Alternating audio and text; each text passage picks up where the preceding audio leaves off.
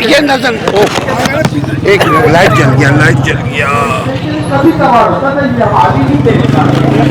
یہ نظر نہ آئے گا. السلام علیکم راشد بھائی.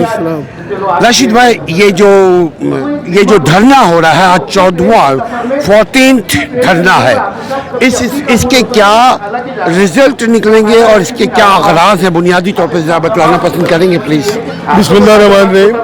اس جماعت کے اس دھرنے کا تو بنیادی مقصد یہ ہے کہ مظلوموں کا حق دو. ایک لفظ میں بات کی ہے کہ مظلوموں کو ان کا حق دو, اور اس مظلوموں کو حق دینے میں ہم رنگ نسل اور تمام فرقہ و مسلک کی بنیاد سے ہٹ کے کراچی کے عوام کے لیے حق مانگ رہے ہیں. کراچی کے عوام کے لیے حق مانگ رہے ہیں. سندھ گورنمنٹ نے ایک ایسا قانون بلدیہ میں پاس کیا ہے جس کے تحت تمام اختیارات جو میٹروپولیٹن سٹی کے اختیارات ہوتے ہیں وہ سارے کے سارے انہوں نے اپنی طرف کر لیے ہیں. تو ہم نے یہ دیکھے بغیر کہ جماعت اسلامی اس میٹروپولیٹن سٹی میں اپنا کس پوزیشن میں ہے, اس کے باوجود ہم چاہتے ہیں کہ کراچی میں اختیار کی جنگ کو خاتمہ کیا جائے اور کراچی میں جو یہ کالا قانون منظور ہوا ہے اس کو ختم کیا جائے. اس کے 3 بنیادی نکات ہیں. سب سے پہلے تو میئرشپ کو پورے مکمل اختیارات دیے جائے, میئر کو بااختیار بنا دیا جائے. انہوں نے تمام اداروں کو اپنے انڈر میں لے لیا ہے.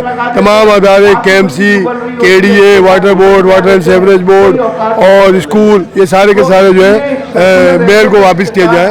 اور وہ فنڈ جس طرح سے NHC ایوارڈ ہوتا ہے تمام صوبوں کا, اسی طرح لوکل گورنمنٹ کا ایوارڈ جو ہے وہ بھی ہمیں واپس کیا جائے تاکہ میئر کچھ کام کر سکے. آپ دیکھیں نعمت اللہ صاحب کے زمانے میں جب فنڈ ملا تو ہم نے کام کیا, اور یہی آپ دیکھیں کہ 2013 سے 2018 میں جب وسیم اختر صاحب میئر بنے تو کام نہیں کر سکے. وہ کام اس لیے نہیں کر سکے کہ ان کے پاس اختیارات نہیں تھے, ان کے پاس فنڈ نہیں تھے. ہمیں پوچھا بااختیار ملا تو ہم یہ کہتے ہیں کہ جو SLGO 2001 ہے وہ بحال کیا جائے.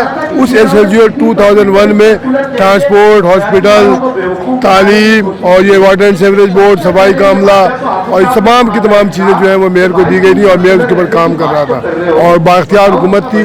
اور مشرف صاحب نے سپورٹ بھی کی تھی اس نام کو, اور ہم نے اس سپورٹ پہ پورا اپنے آپ کو اتر کے دکھایا تھا.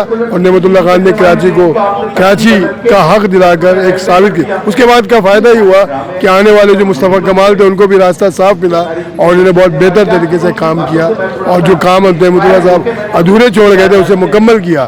تو 2001 سے لے کے 2005 اور 2005 سے 2009 تک یہ SLGO 2001 کے تحت کام ہوا. ہم یہ مطالبہ کرتے ہیں کہ SLGO 2001 اصل میں وڈیرا شاہی ہے. یہ نہیں چاہتے کہ عوام کو ان کا حق ملے, اور اس حق کے نتیجے کو لینے کے لیے ہم یہاں بیٹھے ہیں اور سارے لوگ یہاں بیٹھے ہیں. ان کا کوئی ذاتی مطلب نہیں ہے. میں آپ کو بتا دوں کہ حافظ نعیم الرحمان ہے یا ان کے ساتھ جتنے لوگ بیٹھے ہیں, اگر ان کا مفاد ہوتا تو ان نوکریوں کا سوال کرتے, یہ اپنے حق کی بات کرتے. یہ کہتے ہیں کراچی کو حق دو. اب کراچی کے حق میں ان کے بچوں کو حق ملے یا نہ ملے, کراچی والوں کو حق مل جائے یہ ان کے لیے کامیابی کا راستہ ہے. ہم سمجھتے ہیں کہ مجھے نہ ملے, میرے بھائی کو مل جائے تو ہم سمجھتے ہیں کہ ہم کامیاب ہو گئے, اور کامیابی کا راستہ ہے یہ ہے. اور یہ دینی فریضہ بھی ہے کہ مظلوموں کی مدد کرو. اللہ کے نبی پاک صلی اللہ علیہ وسلم کا ارشاد ہے کہ ظالم کی بھی مدد کرو اور مظلوم کی بھی مدد کرو. تو پوچھا گیا کہ مظلوم کی مدد ظالم کی مدد کیسے ہوتی ہے, تو ارشاد فرمایا کہ ظالم کو ظلم کرنے سے روک دو. تو یہ جو اسمبلی کے اندر قانون ہے یہ آج سے تھوڑی بیٹھے ہیں. 74 سال ہو گیا پاکستان کو بنے. 74 انہوں نے کیا کیا ہے. پاکستان اس کراچی شہر میں ٹرام کا نظام تھا, اس کراچی شہر میں سرکولر ریلوے چلتی تھی, اس کراچی شہر میں ہر وہ فیسلٹیز موجود تھی, ایک ایک چیز, سندھ ٹرانسپورٹ جس کی گاڑیاں چلتی تھی. خود ہم کراچی یونیورسٹی کے پوائنٹ میں ہم اسکول اور کالج جاتے تھے, وہ سارا کا سارا رفتہ ختم ہو گیا, اور ہمارے بچے چنجیوں میں سفر کرتے ہیں اور یا موٹر سائیکلوں کے کو گھسیٹتے پھرتے ہیں. شہروں میں پیٹرول مہنگا ہے اور آمدنی کم ہے. تو اگر اختیارات مل جائیں گے, اختیارات بحال ہو جائیں گے تو ہمارا مقصد ہو جائے گا, اور ہم مظلوموں کے خاطر آئے ہیں, اپنے بچوں کے مستقبل کے خاطر. کوٹا سسٹم دیکھیں, MQM جب سے MQM بنی ہے, جب سے وہ حکومت میں آپ سب جانتے ہیں, لیکن آج تک انہوں نے اسمبلی کے اندر کوٹا سسٹم کی بات نہیں کی. جب دھرنا دینے پہ آتے ہیں, اپنے مطالبات منظور کرنے پہ آتے ہیں, کہتے ہیں بائیکاٹ کریں گے, حکومت سے علیحدہ ہو جائیں گے, اور حکومت ان کو لولی پاپ دے دی اور پھر حکومت میں ہو جاتے ہیں. تو کیا ایک بائیکاٹ وہ کوٹا سسٹم کے خلاف نہیں کر سکتے تھے اور ڈٹ جاتے؟ डट जाते हैं कि जी हम ये कोटा सिस्टम कराएंगे, हम किसी लॉलीपॉप में नहीं आएंगे, तो हम कहते हैं कि हुकूमत MQM ने महाजिर हुकूक का साथ दिया है। जबकि सदर से कौंसिलर तक उनकी हुकूमत थी। कोई जगह ऐसी नहीं थी, कोई जगह ऐसी नहीं थी जहाँ MQM का आदमी नहीं था। उससे बेहतर मौका तो महाजिरों को उनका हक दिलाने का नहीं आता। अगर हम लफ्ज़ महाजिर की बात करते हैं तो सिर्फ MQM वालों के लिए करते हैं, वरना हम तो इकाई की बात करते हैं, पूरी कराची की बात करते हैं, मकरानी सिंधी बलोच की बात करते हैं, पख्तून और पठान की बात करते हैं। हम महाजिर की बात नहीं करते, लेकिन वो महाजिर के हक के दावेदार है तो कम से कम महाजिरों को एक तो उनका नारा मुतालबा पूरा करवा देते कि कोटा सिस्टम को ख़त्म करा देते। वो इसमें भी नहीं है। ज़्यादा हम चाहते हैं कि ये धरना चलता रहे और इंशाल्लाह चलाएंगे जब तक कि कराची को हक नहीं मिल जाए। अच्छा, एक मासूमाना सवाल है, कराची की मोर देन 3 करोड़ आबादी है, क्या पीपल्स पार्टी को इस आबादी के वोट सपोर्ट नहीं चाहिए आपके ख्याल में? लेकिन असल में तारीख ये बताती है कि पीपल्स पार्टी कभी कराची से वो कामयाबी हासिल नहीं कर सकी जो चाहती है। तो ये इनकी इंतकामी कार्रवाई भी है कि कराची वालों ने उनको ऑन नहीं किया। कराची वाले मजलूमों के हामी हैं, वडेरों को पसंद नहीं करते, वडेरा शाही को पसंद नहीं करते। कराची तो गरीबों का शहर है, real democracy real democracy Karachi में। आप देखें यहाँ पे हर किसी को उसका हक मिलता है।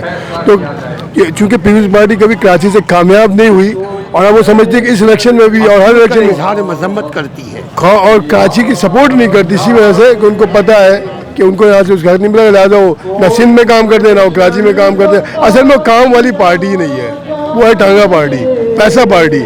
लोगों के टंकियों से डॉलर्स और करेंसी निकल रही है, तो कमाने आए ना।